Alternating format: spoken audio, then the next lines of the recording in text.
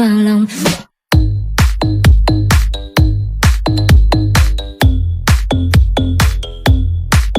Bạn chỉ cần follow, để lại một tim, và ấn sao chép liên kết. Xong rồi comment, tôi hứa sẽ trả đủ uy tín nha các bạn.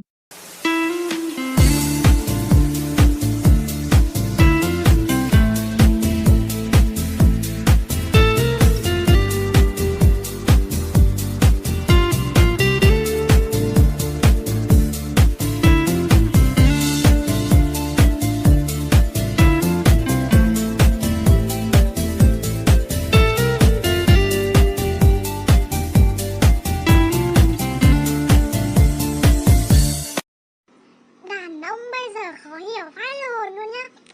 Bảo đi ngủ thì là tự ái, mà rủ đi thì thì là ok không bảo.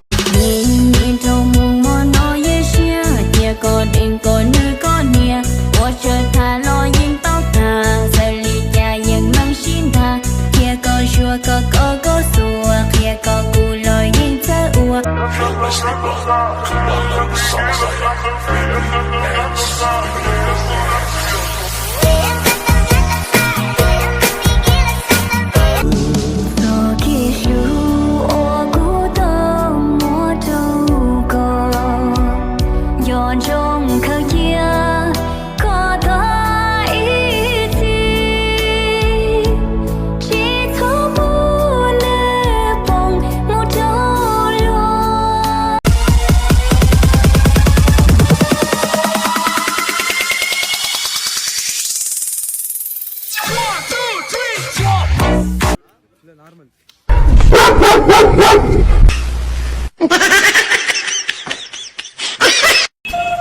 Sầu thì đầy gai, trai thì đầy đường, giường thì có 4 chân. Anh đừng có phân vân, em cân cả buổi tối. Lên từ dòng mông cho tài xế.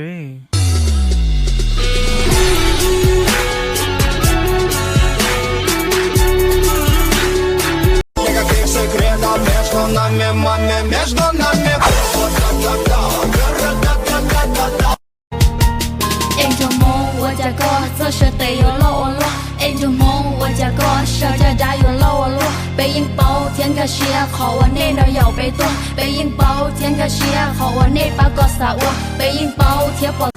Chị ơi, cho em hỏi chị quê ở đâu để bản video. Chị ở Cắn Tỉ, Quản Bạ, Hà Giang.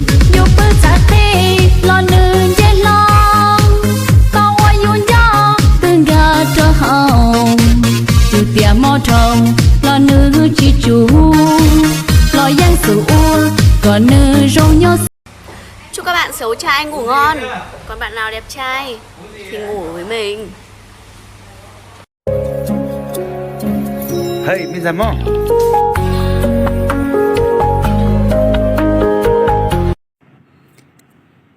Hello, chào bạn nhá.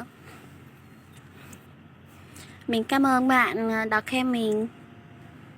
Mình chưa có người yêu đâu nhá. Quê mình thì ở Hà Giang nha. Mày chơi ra em nghe.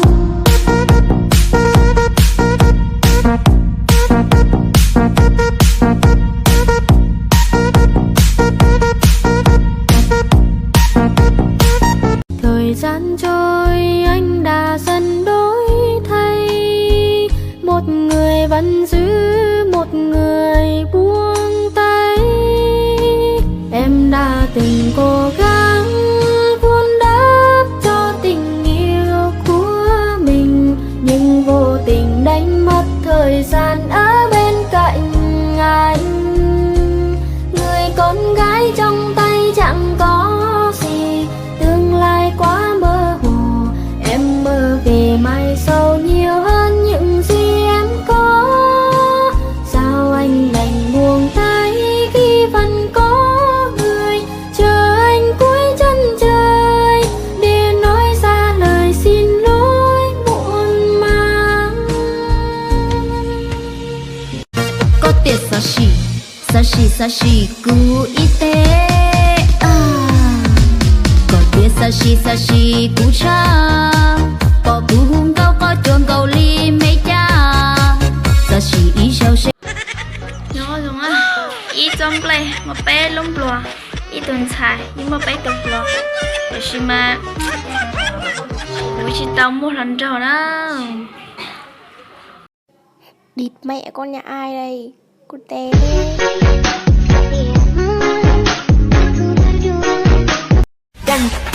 Yêu ai thì yêu, chứ đừng có yêu tôi nha. Yêu tôi là hạnh phúc lắm đó, chịu không có nổi đâu.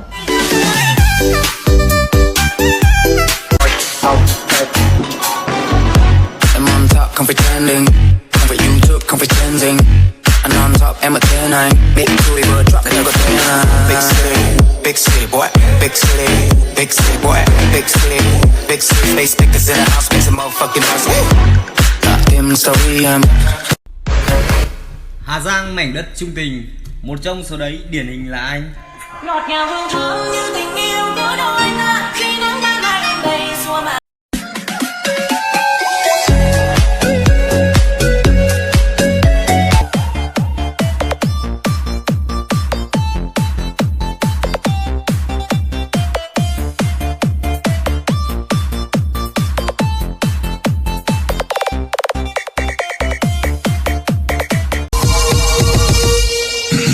Let it ride.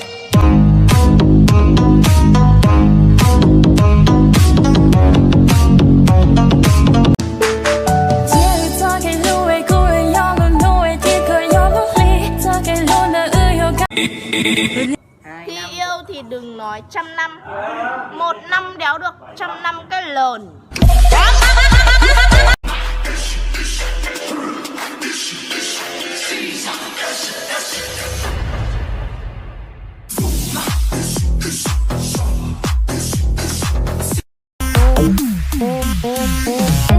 Em nợ anh một câu yêu thương cho mai này.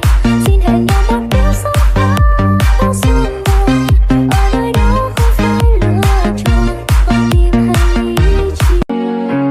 Cả chi nước nước tua có yêu. Lùa tư trong đùa có thiết cho cười.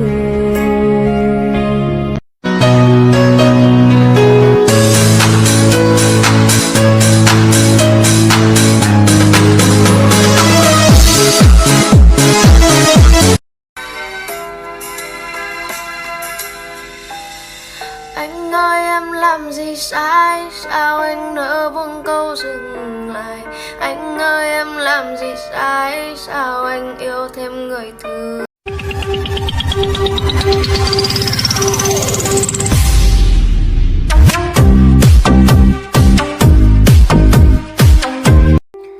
Mày tu do cậu yêu một thả lông câu nó là gì hay câu rồi cho thả lông câu mũ giả nữa.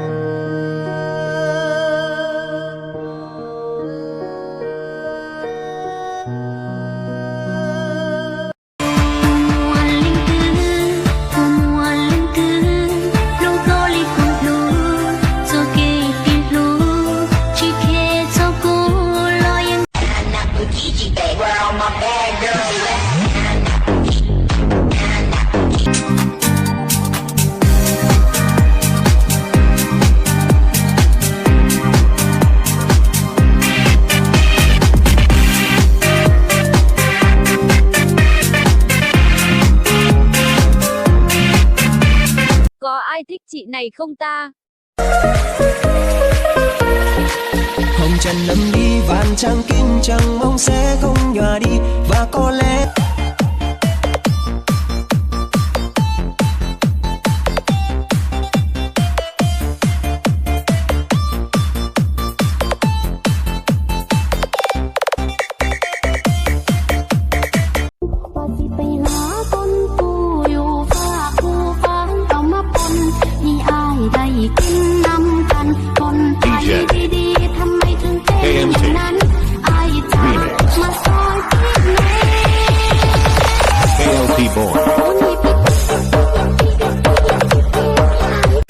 Em cao mét mấy đấy?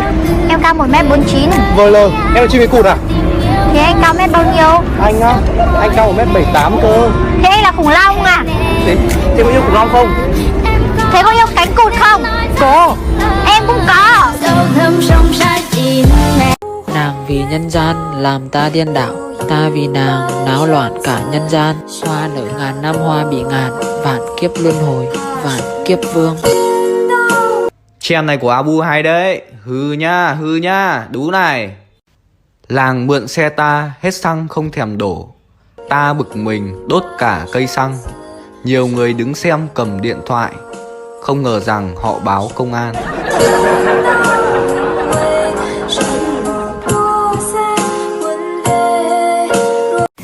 nụ cười đã tắt đằng sau nước mắt người vì